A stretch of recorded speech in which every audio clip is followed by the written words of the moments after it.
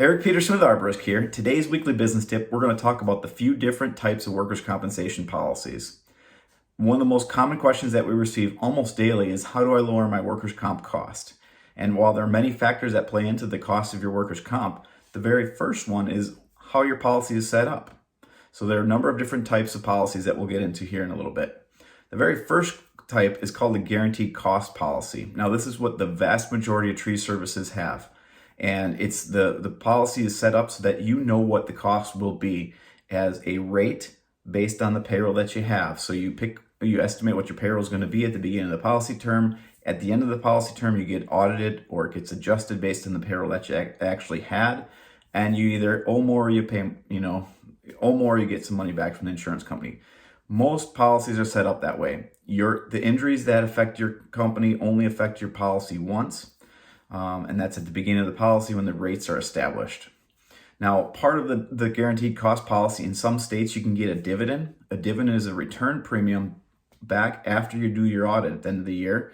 And that dividend basically gives you additional money back based on your claims and what was negotiated before your policy started. Now, depending on the size of your company and or the state that you're in, you can also have a deductible part of your workers' comp. It works just like your car insurance or your property insurance, where you as the tree service pay the first X amount of dollars for any work comp claims. Deductibles can be small or they can be large. In a larger firm, I've seen deductibles at $100,000 for a workers' comp claim. But most of them are in that $5,000 to $10,000 range. So that's an option in some states as well. Now, as you get bigger, one of the really neat, fun risk management ways to do a workers' comp policy is called a retrospectively rated policy. Now, a retro plan or retrospective policy basically is an ongoing adjustment based on your claims and everything, where it looks back over the last few years, kind of like your experience modification. We've talked about that a lot, but a retrospective rating period truly gives you a really low cost up front, allows those claims that you have to develop over time, and then retrospectively charges you for that additional premium.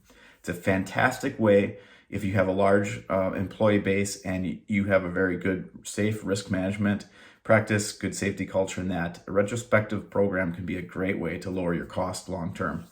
Lower your cost short term and long term.